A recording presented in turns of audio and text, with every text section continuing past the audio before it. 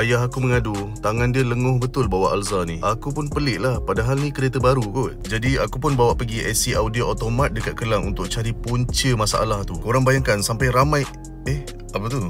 Ramai yang datang cek sampai terpaksa buka steering. Lepas 2 jam dalam kedai, akhirnya selesai juga pembedahan. So ini dia steering baru untuk Alza ayah aku.